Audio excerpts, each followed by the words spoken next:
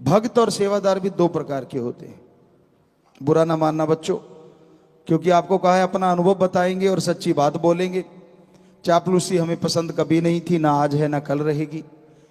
झूठ बोलना ना अच्छा लगता था, ना लगता है और ना ही कभी लगेगा। तो दो तरह के सारे लोग होते हैं कम से कम, बाकी तो बहुत तरह के होते। गिरगिट तो इसीलिए तो गायब हो गई क्योंकि उसकी जगह आदमी ले चुका है। आज पल पल रंग बदलता है। बात करते करते कभी यू टर्न ले जाए, सामने वाले को दिखा अच्छा इसका रंग बदल रहा है, तब पता चलता है जब यू टर्न ले जाता है बात करते करते। बात चल रही थी भक्ति की। भक्त भी दो प्रकार के, सेवादार भी दो प्रकार के होते हैं। एक होता है भक्ति करना मजबूरी में कि यार टाइम पास, अरे आधा घंटा तो लगाना पड़ेगा यार, पिताजी हर बार कहते 15 मिनट तो लगा दो। उनकी निगाह मिनटों में ज्यादा रहती है, भक्ति में कम रहती है। ठीक है, भक्ति जितनी कर ली हो नहीं सकता, और कोई भी चीज करी हुई का रिजल्ट आए ना आए, की गई भक्ति का रिजल्ट 100% आता है। पर एक भक्ति होती है इंजॉय, कि यार आपा अपने सदगुरु को खुश पाना है, रूहानी नज़ारे लेने हैं। वो उसकी रजा, वो नूरानी में आए, रूहानी में आए, दुनियावी रूप में आए, किसी भी रूप में आ जाए, उसको पाके रहेंगे। और आपा तो उसकी मस्ती में उसकी अनहद सुन के रहेंगे। एक मस्ती में सुमरन करना, एक खुशी में सुमरन करना, चाहे 5 मिनट क्यों ना हो जाए, उसका कोई मुकाबला नहीं। एक नींद 8 घंटे पड़े रहते और करबट पे करबट देते रे कि इधर उधर चद्दर बेचारी सुबह उठते हैं, उसके इतनी सलवटें पड़ी होती हैं पूछो मत। और एक 4 घंटे या 6 घंटे इतनी डीप स्लीप सोते, कहते घोड़े बेच के सो गया। किसी डॉक्टर से किसी भी पैथी में पूछ लो, वो जो डीप स्लीप है 4 या 6 घंटे की, वो 18 घंटे की नींद से अरबों गुना ज्यादा अच्छी है। तो उसी तरह भक्ति है। एक होता है दिखावा करना, मैं ये कर रहा हूं, लोगों को लगता है यार ये तो बड़ा नजदीक है।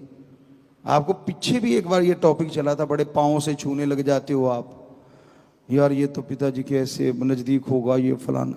बिल्कुल आपकी गलत सोच है।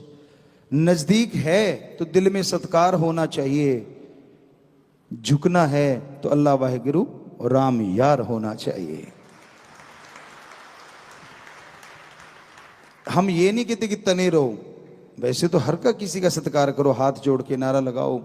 वैसे हमने नारे का भी एक तरीका सोचा था, आपको बताएंगे फिर, कि भाई खास करके जिनके लॉकेट पहने हुए हैं, जो सारे धर्मों को, उसका मतलब ये हो जाता है कि इसने लॉकेट पहना तो इंसान है। इंसान का मतलब हो गया सारी सृष्टि, सारे ऊंच नीच को एक समान मानने वाला।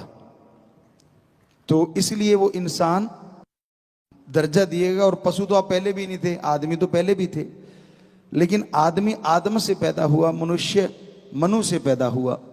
यहां जब इंसान बन जाता है तो उसकी एक पहचान बन जाती है, दीनता, नम्रता, प्यार, मोहब्बत, हर किसी को एक नजरिए से देखना, कोई ऊंच नीच नहीं, कोई किसी धर्म के खिलाफ नहीं बोलना, किसी के खिलाफ गलत नहीं बोलना, भला ही भला सोचना और भला ही भला करना, ये इंसान का काम हो जाता है। तो भक्ति में बड़ा कुछ होता है। कई दिखावे के लिए भक्ति करते हैं कि यार सामने वाले पे प्रभाव पड़ना चाहिए, मैं भक्त हूं। और बाकी प्रभाव तो जिस पे पड़ना चाहिए भक्ति का, उस पे ही पड़ना चाहिए ना। दूसरों को खुश करने के लिए जो भक्ति करते हो ना, वो भक्ति नहीं, वो जीरो है। वो बिल्कुल ही जीरो हो जाती। कुछ ना कुछ तो मिलता है आपको, बोला तो मिलना है, लेकिन वो आत्मा को मिलेगा, इस शरीर में जीरो हो जाता है। कि देखो मैं बैठा हूं समाधि लगा के, पहले देख लिया, अच्छा इतने लोग देख रहे हैं, बातें अंदर कुछ और ही चल रही हो, लेकिन दिखावा कि अच्छा दूसरे देख रहे हैं। अच्छा तो ये पाखंड है, ये ढोंग है। ठीक है, सुमरन अगर वाकई राम का नाम चला रहे हो, चाहे वो उसको दिखाने के चला रहे हो, आत्मा के खाते में जमा हो जाएगा, पर शरीर में फायदा नहीं होगा। इसलिए भक्ति दिखावे की नहीं होनी चाहिए। दूसरे भक्त वो होते हैं जिससे पूछा जाए सुमन करता हूं भाई, झूठ तो बोलना नहीं, पर स्वाद आ जाए कि भाई कब करता है, कैसे करता है। यार जब मेरे मालिक की रजा होती है मैं तब करता हूँ, और सिर्फ ओम सतगुरु यार के लिए करता हूँ, उसके प्यार के लिए करता हूँ। ये थोड़ा ही उठाई गाड़ी, प्यार फुर आया, फिर देखा अच्छा अब मौका आ गया मैं तो जी भक्त हूँ, फिर फुर। तो ये भक्ति कैसी भक्ति है भाई? किसने सिखाई, किस ग्रंथ में लिखी, आप बताएंगे जरा? दिखावा दुनिया को पसंद होता है, उस राम को पसंद नहीं होता, सतगुरु को पसंद नहीं होता। हालांकि वो किसी का पर्दा नहीं उठाते, ना कभी उठाएंगे, लेकिन हकीकत यही है कि अगर आप उस परम पिता परमात्मा को खुश करना चाहते हैं, उस मालिक को खुश करना चाहते हैं, तो आप भक्ति करो परम पिता परमात्मा के लिए, सदगुरु के लिए। ये सच्ची भक्ति है। हम तो अपना ही जिक्र करेंगे, आपको पहले ही बोला है कि अनुभव ज्यादा सुनाया करेंगे, आपको वचन ज्यादा सुनाया करेंगे।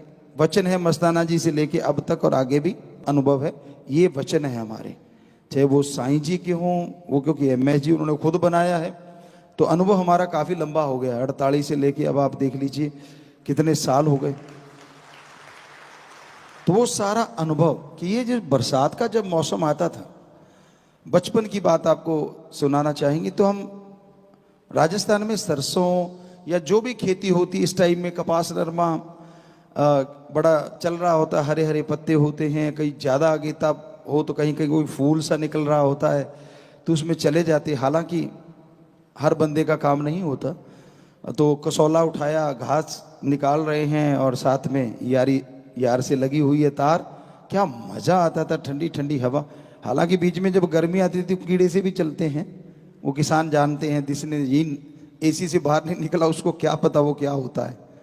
इसके लिए कहावत भी बनी है एक पंजाबी में, हम थोड़ा सा उसको चेंज करके बोलेंगे, सावन भादों की तिड़की ते मतरेई दी चिड़की किसानों को साध बना देती है। सावन भादों की तिड़की, ये कितनी सुंदर हवा चल रही है, कितना बढ़िया मौसम है, बरसात हो रही है, मजा आ रहा है, इतनी ठंडी हवा, और ये सारा कुछ रुक के एकदम धूप निकलती है। ओहो, वो भी एक मजा होता है, पर वो बड़ा गलत सा मजा होता है। शरीर में आग सी निकलने लगती है और इतने कांटे लगते हैं, यूं लगता है कहीं कांटों पे लेट गए। तो सावन भादों की तिड़की, उसे कहते तिड़की, तिड़क जाना, जैसे किसी खरबूजे का फट जाना, एकदम से फटा सा खरबूजा होता तो बॉडी ऐसे फटने लगती है। और मतरेई दूसरी माँ, अगर माँ गुजर जाए और बाप दूसरी शादी कर ले, और वो उस जमाने की बात, आजकल तो पता नहीं क्या क्या चलता है, छोड़िए, आजकल तो जश्न ही जश्न चलते हैं। तो कहने का मतलब उस टाइम हमारे कल्चर में कि वो दूसरी माँ मतरेई उसको बोलते पंजाबी में, कि उसकी झिड़की, वो झिड़क दे बिना वजह, बात बात पे टोकती रहे और डांटती रहे, प्यार तो उसने देना नहीं होता, तो किसानों को साध बना देती है। वो किसान घर छोड़ के चले ही जाते हैं। तो वो काम किया करते थे हम, और जब ये तिड़की आती थी तो शीशम के बड़े बड़े पेड़ होते हैं, फिर उसके नीचे भागते थे कि भाई ये तो बहुत ही ज़्यादा यार, क्योंकि 12 बजे होते थे दिन के, वैसे मौसम में पता ही नहीं चलता कि 12 बजे हैं, लेकिन धूप निकलते बता देती बेटा कितने बजे हैं। तो लेकिन हमारा कुछ और था कि जैसे उसमें मजा लेते थे तो इसमें भी मजा लेते थे कि हाँ सतगुरु यार ने ये भी भेजा है तो इसमें भी कुछ मजा लेते हैं। जाके वो शीशम के पेड़ों के नीचे सारे खड़े हो जाते, कई बार तो हम लगे रहते, कई बार हम भी उनके पास चले जाते, तो तब भी यार से कनेक्शन जुड़ा रहता था कि भाई ये तेरी रजा है, आज ये शीशम के पेड़ भी बाहर लग रहे हैं, क्या पानी टपक रहा है ऊपर से, टप करके आगे सिर पे लगता। नहाए तो होते ही थे, बरसात में तो भीगे ही होते थे, भीगे की ज़्यादा धूप करारी लगती है, तो वो पानी गिरना बूंद बूंद, वो उसकी एक आवाज़ आनी, वो नाला या खाड़ा कहते हैं, उसमें पानी की बूंदों का गिरना एक साज सा बन जाता, एक सरगम बन जाती। तो फिर अंदर संगीत शुरू हो जाता अपने सतगुरु यार का। बुल्ले शाह वाली बात है, मन दा की समझाना ते इधर फुट के इधर लाना, कि तूने धूप निकाली तो इसका मकसद है ये, फिर मैं संगीत कैसे सुनते हम, तू सरगम बजा और तू ही अंदर से गा, मजा आ रहा है यार, कमाल है। और दूसरे कहते यार तेरे को कोई फर्क सा नहीं पड़ता, साथ वाले होते, आप लोग नौकर कहते हैं, हम उनको साथी कहते थे, वो चाचा ताऊ नहीं हम कहलवाते थे, वो हम मामा कहलवाते थे कि यार हमें मामा ही कहो, क्योंकि लोग चाचा ताऊ कहलवा के ज़्यादा खुश होते हैं। हमें होता था नहीं, तेरी माँ हमारी बहन है। तो कहने का मतलब कभी किसी के साथ ये चीज़ होती नहीं, तो वो बड़ा कहा करते थे कि यार इसके कोई असर ही नहीं होता, गर्मी गुर्मी होती है, वो खाज मर गए लुट गए, क्योंकि खा ऐसे शरीर फटता है, कितने आराम से खड़ा रहता है। अब उनको क्या पता, जिसके साथ यार खड़ा हो वो आराम से ही खड़ता है। पता ही नहीं, समझ नहीं आती कैसा कलयुग आ गया है आज। जिनको हम देखा करते थे हमें कभी ना छोड़ना, अब वो बाजू छोड़ा छोड़ा भाग रहे हैं। बड़ी हैरानी होती है। हमने तो नहीं छोड़ा, ना कभी छोड़ेंगे, ना मरणोपरांत छोड़ेंगे, देख लेना। अब बाजू छोड़ा छोड़ा भाग रहा, भागता रहे, लेकिन वो टाइम आएगा तो खुद बुलाएगा। ये भी लिखवा ले, क्योंकि जब सारा सामान निकलेंगे ना, जिन दिन मानी कडिए हड्डा कुड़काए, हाथ छुड़ा छुड़वा भाग रहे हो तो तब फिर हड्डियां वो टूटने लगेंगी। क्यों? गुरु को तो याद नहीं किया, उसकी तो मानी नहीं। मन मर्जी अपनी ऐश के लिए, अपने मन को शांति दिलाने के लिए उसके पास जा, उसके पास जा, फलां की सुन, फलां की सुन, सतगुरु की तो सुनी नहीं। तब तकलीफें 100% आएगी, सत्संगी होते हुए भी कोई नहीं रोक सकता, क्योंकि आपने कर्म ही ऐसे कर लिए हैं जो कि सतगुरु ने कभी बताए ही नहीं थे, कभी सिखाए ही नहीं थे। कर्म तूने किए, मुआफ कर दिया, तो जिंदगी स्वस्थ जिंदगी जी रहे हो। लेकिन मौत का दर्द तो उन्हीं का खत्म होता है, वही एडवांस में बता पाते हैं जो वचनों पे 100% पहरा देते हैं और दर्द यकीन रखते हैं। उन तो साल पहले भी पता लग सकता है, महीना पहले भी पता लग सकता है। तो इसलिए हिसाब किताब तो है सारा।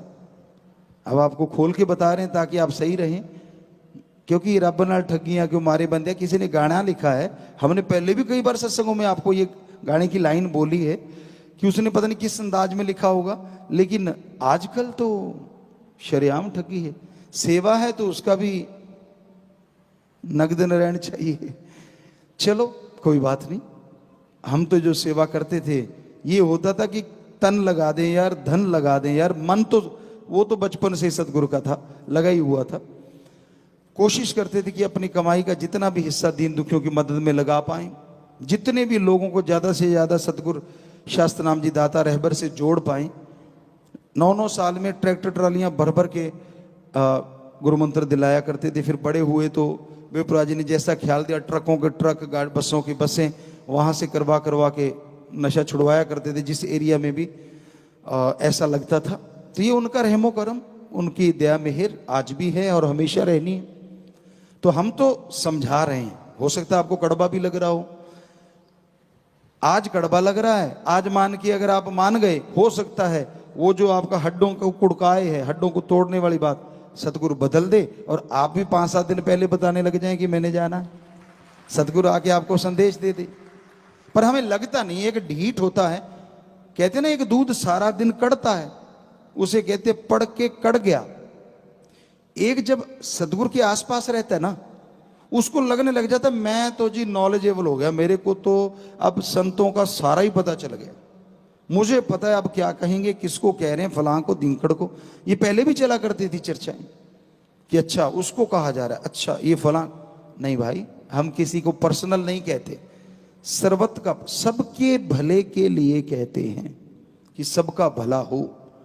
लेकिन जो पढ़ के कड़ जाता है ना, वो यहां सुनेगा, यहीं पल्ला झाड़ देगा। काम वही करना है जो उसके मन ने पका रखा है कि नहीं नहीं आपा तो वही करना है। ठीक है यार, पिताजी आए हैं, कोई बात नहीं, अब हाजिरी सी लगवा लेते हैं, भक्त से बन जाते हैं, फिर सुई वहीं की वहीं। तो बेटा जी फिर वो हड्डे को कड़काए वाला भी तैयार रहना। फिर लोग पूछेंगे यार तू तो सत्संगी है, तेरे साथ ऐसा क्यों हुआ? छुपा नहीं पाएगा, क्योंकि आज वचन हो लिए सारे, कम से कम तेरे माँ बाप परिवारों में जो सत्संगी उनको तो पता चल ही गया कि भाई इसने गुल खिला रखे हैं जो आज चिल्ला रहा है।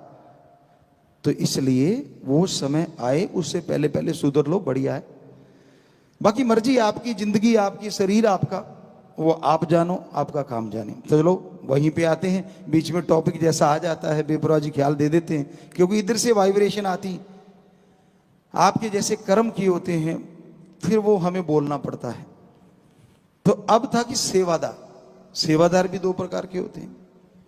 एक सेवा करता है। हमने हमेशा वचन किए कि बेटा ये जिंदगी आपकी अनमोल है, आप हमारी जान हो, सेवा करो, पर ये मतलब नहीं है कि अपनी जान को दांव पे लगा